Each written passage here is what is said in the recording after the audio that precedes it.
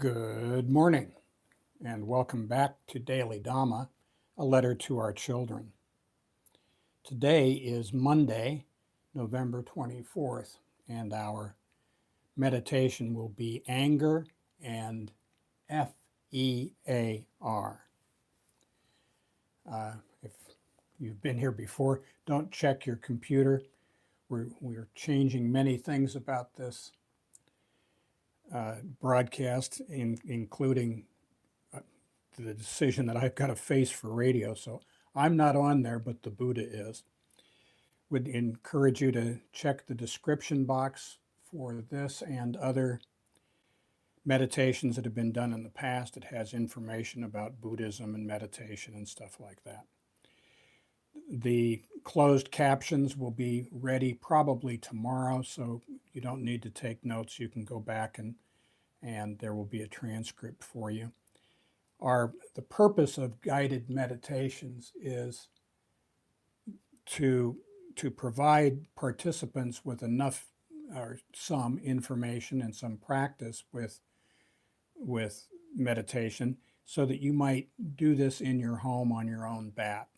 Meditation only gets better when you work on it on a daily basis, and so we highly recommend figuring out how to do that. We're not trying to chase you away. We like having you here, but you'll make more progress if you do this on your own bat as well on a daily basis. Just by the way, or as a reminder, meditation has two stages. The first half is samatha, or serenity. Once you're serene, about halfway through, we'll move to panya, which is wisdom, or some people say vipassana. And it always goes in that direction. First we get calm, then we wise up. It's never vice versa. Wisdom never arises from a mind in turmoil. Okay, with that, on my mark.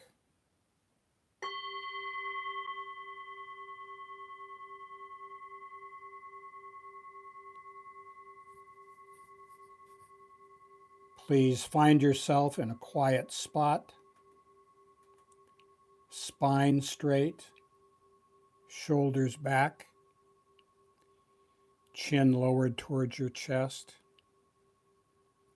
Let your hands rest in your lap or on your thighs or knees. Close your eyes and mouth and imagine a ball of white light an inch or two, 3 to 5 centimeters below your nostrils.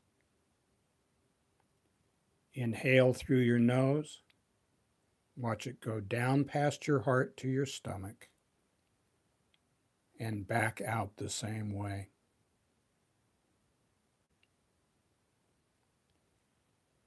Inhale through your nose. Watch it go down past your heart to your stomach and back out the same way.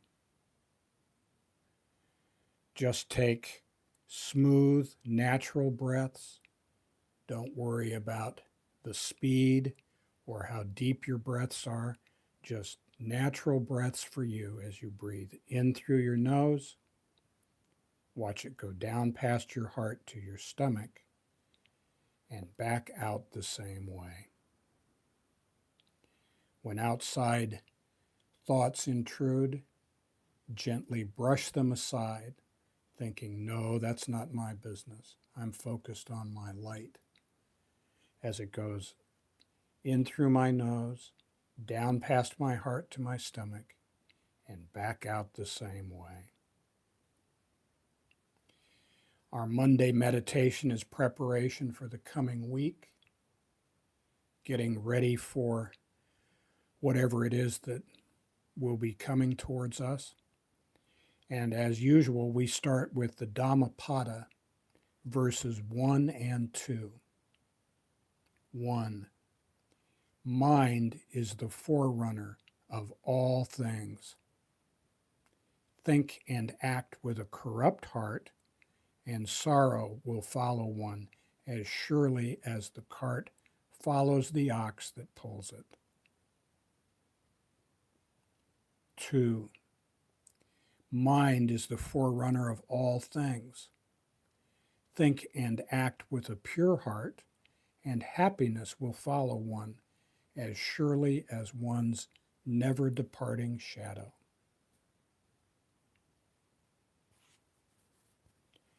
Our mind creates moods, delusions, obsessions, and we meditate to calm our mind and tame our heart.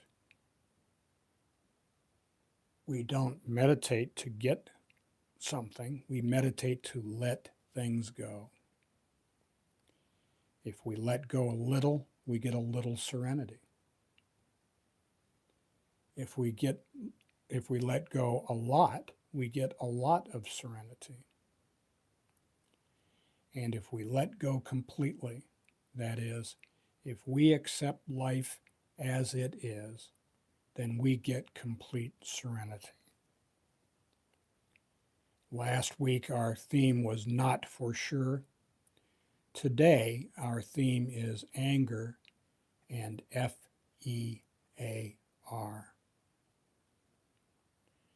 Our theme for November is right mindfulness, which is part of the samadhi or meditation, some say concentration stream of the Eightfold Path.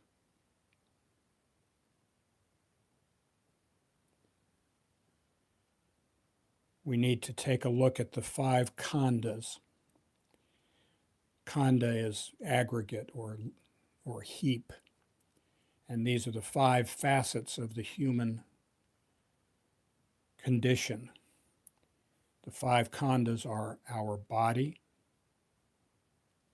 feelings, memories and perceptions, thoughts, and consciousness. They are all impermanent, unsatisfactory, and not the self. We are taught that they are like a lump of molten lead, white hot. We cannot touch it on the top, cannot touch it on the sides or the bottom. There's no place we can touch these 5 khandhas without burning ourselves very badly. So we look at them, we see them for what they are, and we let them go.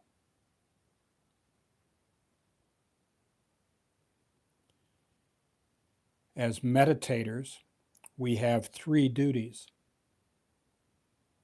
First is mindfulness. We must pay attention as we are meditating. We are not doing this to relax or sleep. We're doing this to study our mind. In this group, we study the ball of light as it goes up through our nose, down past our heart to our stomach, and back out the same way. The second duty is collectedness or concentration. We pay attention to the Dhamma talk, not to be obsessed with it or lost in it, but we let it wash over us. And when outside questions or topics come up, we gently brush them aside, saying, no, that's not my business. I'm focused on my breath. And the last duty of a meditator is contentment. We are content now, or we are not content. We are with God, good orderly direction, or grace over drama, or great universal spirit. We are with God or we are not. And we can do that now. We don't do it tomorrow. We don't do it in the next room. In a word, mindfulness, collectedness, and contentment, in a word, we are at peace. Now, if you can be at peace for a few seconds during today's presentation, meditation, then you can be at peace for several minutes. If you can be at peace for several minutes, you can stitch these little packets of peace together throughout your day. And when you look up at the clock, you'll go, oh my gosh, I haven't had an angry, resentful, fearful thought for a couple of hours now. How'd that happen? How indeed. That's what we're meditating to discover. Now, we have 4 tips for peace this week as you go through your week. Number 1, let's be impeccable in our speech. We say what we mean what we say, but we don't say it mean. 2, don't assume. We are not very good mind readers. If I assume, I make an ass of you and me. 3, Q-tip. Quit taking it personally. God is not interested in messing up our lives. He gives us free will, but he doesn't give us promise to get us out of the crap we get ourselves into when we use it. And 4, do your best. Now, we're moving into Panya. As you contemplate these ideas, these words, you can look at them, but look at them with cool eyes. Don't get attached. If you get hooked, you start feeling angry, excited, unhappy, leave them aside and go back to tracing your breath in and out. Anger is what fear looks like when it's trying to hide. So this week, let's keep an eye on our fears. We'll start with false evidence appearing real, F.E.A.R. We don't know our own mind, and so we find it very difficult to tell truth from false statements. We go back to the 5 khandhas. Our memories and perceptions often deceive us. What are our perceptions?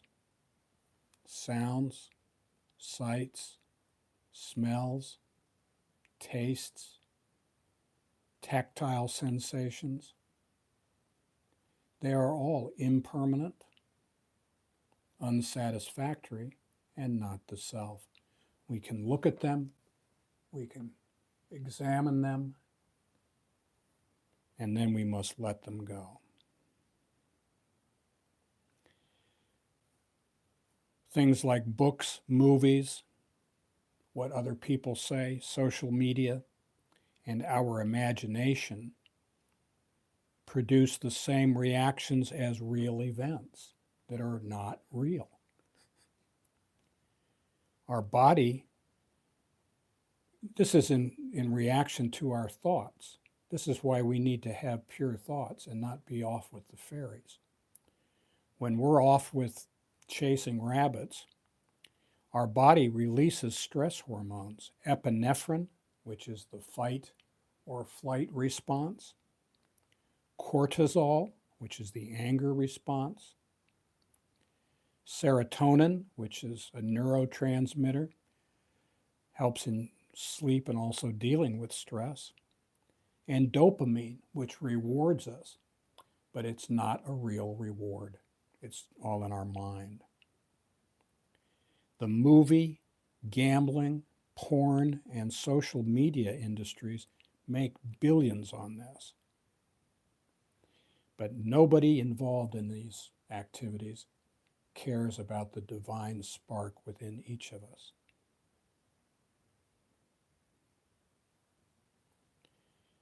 We meditate to calm the mind and tame the heart. And our practice of meditation will strengthen our discernment, which helps us sort out what's real and not. Our second version of F.E.A.R, forget everything and run. And some people use a stronger F word. This is the fight or flight response. When we are enraged, it's a good indication that we are scared. So what is the fear? Track it back. Look at it with cool eyes. It might be as simple as not wanting to look as ridiculous as our temper tantrum makes us look. Sometimes it's more complicated. Another version of ours that we are fond of is face everything and recover. When we get thrown, it doesn't matter whether we used too much spur, or the horse didn't like us, or there was a great big rattlesnake in the grass. When we fall, whether by our own mistakes or by circumstances beyond our control, we can run away or face facts. Facing things might be a tall order, but when life throws us, we need to dust ourselves off and get back on the horse. This is the way life is. We're going to fall again. Getting back up is a choice. And Viktor Frankl taught us that we always have a choice. He wrote from Auschwitz, everything can be taken from a man but one thing, the last of the human freedoms, the freedom to choose one's attitude in any given set of circumstances, to choose one's own way. He wrote that from Auschwitz. The least I can do is listen to it. Now, sometimes we can't get rid of the fear. It's just on us. So in that case, our suggestion is you learn to just do things scared sometimes. We have responsibilities. Let's meet them. And our final version is forgetting everything is all right. Dealing with life requires radical acceptance and gratitude. It may not be easy to follow what God tells us to do, but we need to do it. Again, from the Dhammapada, verse 210, don't get entangled with what you long for or dislike. Not seeing what you long for is suffering. So also is seeing what you dislike. So it depends on what we're looking for. We don't believe what we see. We see what we believe. And this is why we should believe good things. Now, whether you're Buddhist or Hindu or Christian or Jewish or a stone atheist, doesn't really matter to us that much. What we're concerned with is calming our mind and taming our heart. To end suffering, we must stop craving, clinging, and clamoring for things. When we are longing for things and insisting on getting things our way, we always suffer. But we don't have to do it that way. What we crave leads to suffering. On the other hand, we can cultivate skillful behavior, skillful actions on our own. We can be trustworthy, loyal, helpful, friendly, courteous, kind, and like that.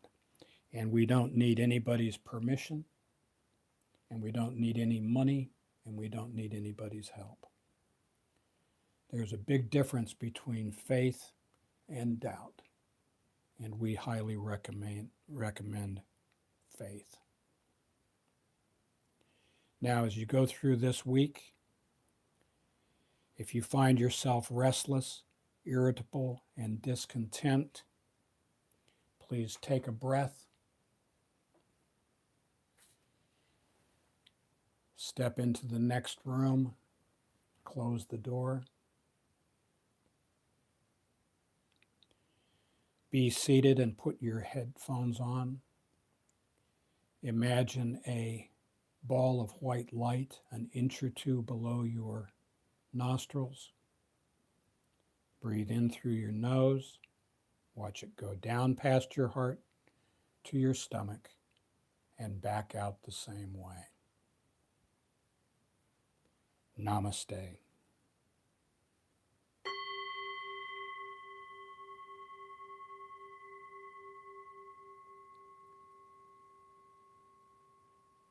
Okay. Thank you very much for coming, and we hope that you have a wonderful week. Please keep an eye on the fear that drives our anger and impedes our ability to get along with others. And wherever you are today, namaste.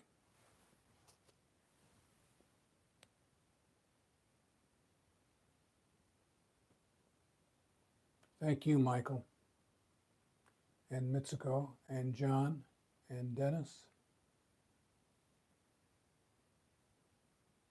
Have a great day, guys.